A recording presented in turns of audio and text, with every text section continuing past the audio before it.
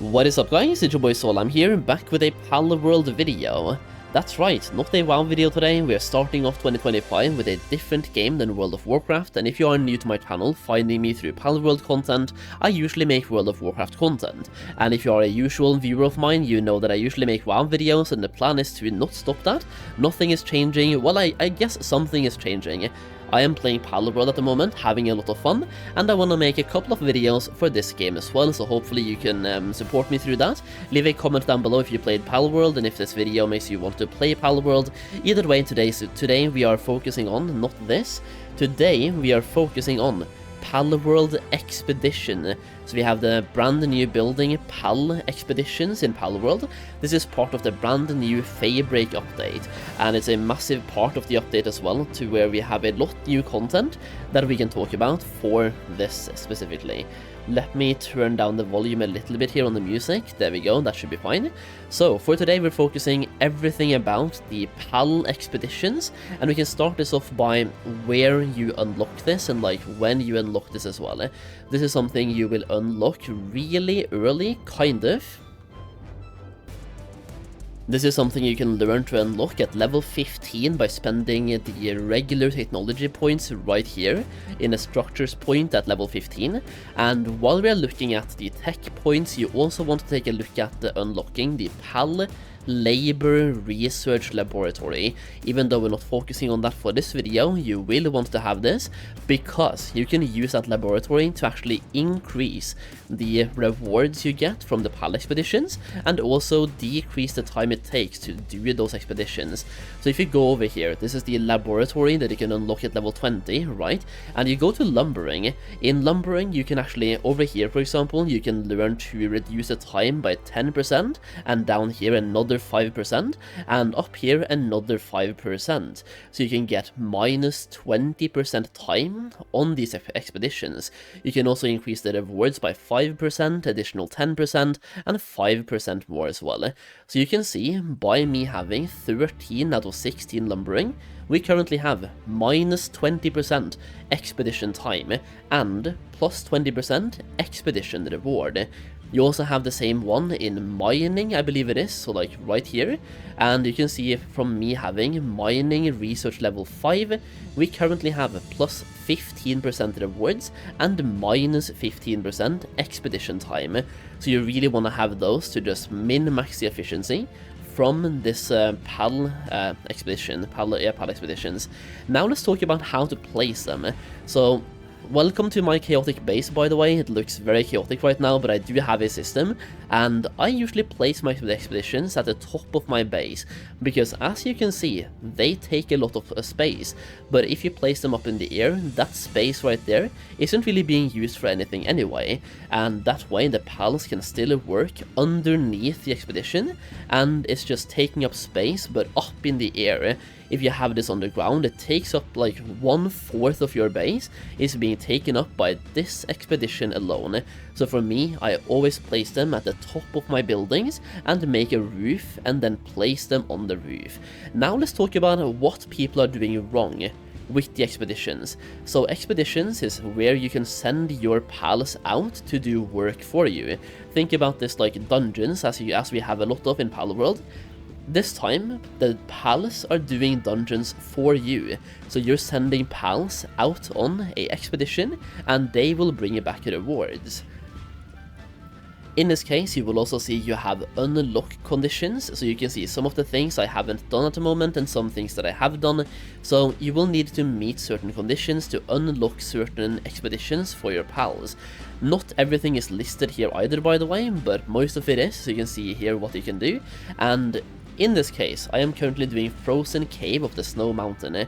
It has a high risk, but the risk thing here is literally just showing you the recommended firepower. It is the firepower you need to meet to be able to do this. So it basically ups itself in difficulty, and you need to match that difficulty. And then when you match it, you get the rewards back. So in this case, we will have to meet 286,000 total firepower to do this, and the firepower of your pals are based on two things.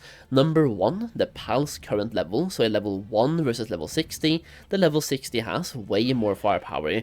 Level 1 has 288, and level 60 has 2708. Another thing that will affect the firepower quite a bit is number 1, using the pal souls to enhance your pal through like attack power, defense, stamina, work speed, those things, and also condensing.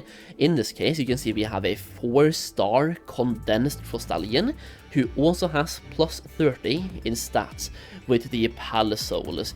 This one has a firepower of 118,000. That is about 40% of the needed firepower for this expedition, met by one pal alone. So once again, the three things that will affect your pal's firepower is number 1, level of your pal, higher level, higher firepower. Number 2, condensing your pals. If you have a fully condensed pal, that will also be more firepower. And number 3 is the pal soul enhancement on your pal as well. Now, what most people are doing wrong when they're doing expeditions is they are literally just trying to meet this total firepower and then setting out multiple expeditions. Myself as well, for example, I have 5 total expeditions across different bases. So we have 2 over here, we have 1 over here, we have 1 here, and 1 in the brand new zone as well. So I've built a lot of these expeditions on many of my bases and just trying to meet the needed firepower to be able to send as many dungeons or expeditions as I can at the same time from different bases, because I can currently dispatch 1 army of pals from this base, and I can go to my second base and do the same thing, just using different pals this time, right? So I actually set up 100 ice pals to be able to send out 5 at the same time, and I thought that was me being efficient, but it really isn't. In this case, let me just do this, right? Now we have 100% from 2 pals only. Now you do need to meet 2 out of 20, so we need 20 ice pals in this case, and what you need varies, by the way, from destination. So you can see here, this one requires ice type, this one requires water type, and this one requires dark type. In that case, you will need to get 20 pals of the required type to even be able to send that expedition. Now, instead of sending the expedition from 5 bases, I'm just gonna say, you can send 100 pals. You can see here, pals to dispatch, 0 out of 100. Send as many as you can. You can even click on auto assign, and something you will see right now, for example, we can get 100% on the rewards, but it will take 39 minutes to get these rewards. Now, if I send out 5 expeditions right now, I will get 5 rewards in 40 minutes. However, if I just click this one button, auto assign, you will see we have 10 times the needed firepower, and the duration goes down to 5.5 minutes. The duration of the expedition goes down and scales down the more firepower you have. So by just literally putting in all the strongest pals you have into your expeditions, you can get this down to about 3 or 4 minutes. If you have really strong pals, can even get it down to less than that as well, making this a semi-AFKable farm. You can even get it down to 2 minutes, right? So you can get this down a lot, and in that case, you don't have to travel back and forth.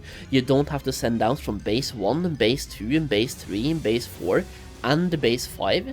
You just smack all the pals into one expedition and you stand there. So for me right now, I'm just going to click start, and in 5.5 minutes we will have all of the rewards, and then I can just go AFK, and it's a very good AFK farm. Now, if you are like me and you have multiple bases with these expeditions on them, you can also send out longer expeditions on some of the bases, and then hyper farm in one base, where you send out all of the pals to minimize the time spent and get the rewards in a semi-AFKable farm method. In this case, I can currently send these out and have a 81% chance to get these rewards as well, and I can power up these pals a little bit to meet these criteria to be able to send out one more pal expedition to be able to get even more rewards, just min-maxing this time. And the thing is, This is just for the frozen cave. The firepower needed will scale, so for example when you do the Feybreak tower, you can see here the firepower is now 476,000. So you will want to have as many strong pals as you can, get as many level 60s as you can, condense as much as you can, and also power up as much as you can as well. That will require a bunch of breeding and a bunch of pal souls, but will definitely be doable, and you can have millions of firepower and just farm out these materials. You will also see that they have different rewards. In this case right here, we have the Ultra Sphere, Legendary Sphere, and Large Pal Souls. Meanwhile, at the Outbreak, or the Dark Cave of Feybreak, which requires defeating the boss at the Feybreak Tower, we will now get the Ultimate Sphere and the Exotic Sphere, as well as Crude Oil and Chromite, and also Giant Pal Souls. So the higher the level is of the expedition you're doing, the better the rewards are as well. But what most people are doing wrong is, once again, they are literally just meeting the firepower and then doing that on as many different bases as possible. But instead, you should probably just be putting in all the strongest pals you have into one expedition and just farming that on repeat while building something in your base, hatching some eggs, or doing some things here and there. Maybe even fly around and hunt some predator pals in the meantime to get some more giant pal souls, and just do that on intervals. So it has now been 5.5 minutes, and we can now open to get all the rewards back from this Pal Expedition station, the Frozen Cave of the Snow Mountain, and we're going to take everything out, and once again we are just going to farm this. So we're going to be once again auto-assigning and putting everyone back in, and as you can see, once again we have a 100% chance to get the reward, and it's 5 minutes and 52 seconds, and we just repeat this whole process over again, right? Now, why should you even care about the expedition? Well, there's two reasons why. Number one, it is, I think, the only way to get ancient Pal manuscript, and this goes back to what I talked about at the start of the video today, which is the Pal Labor Research Station, right? Or Pal Labor Research Laboratory. In order to research these things, you need to have that manuscript, and the amount of manuscripts you need will go up every single time, so like every single tier, and you can see at the bottom here you need 30 of them each, and here as well 50 manuscripts for this one. So you will need them to research these things, which just makes your base more efficient and makes your pals more efficient as well. So you need it for that reason, but also it is one of the best ways to get ancient civilization core, which is now required to make, for example, the new armors and the new items, the new weapons. It is required in a bunch of new crafts, so it's a very good way to get that material as well. In addition to that, you get the pal souls, you get some ores, you get some pure quartz. You can also get the slab fragments of both Blasphemous Rio and Bellanoir Libero. So it's just a very good way to get a bunch of materials as well. Either way, that's an introduction plus kind of a guide to how to use the expedition station and the Pal Expedition station as well in a more efficient way. Instead of just meeting the firepower, just go full blast. And yeah, just go full blast, send all your strong pals in there, and reduce the time spent in there as much as you can, and get the rewards as soon as possible. If you enjoyed the video, leave a like down below, and let me know your favorite part about the update in the comments. Like, this update has so much stuff, it is a little bit overwhelming, but it's very fun, and I'm enjoying it. So once again, thank you for watching, I really do appreciate it, and I'll see you again in the next video very soon. Bye bye now.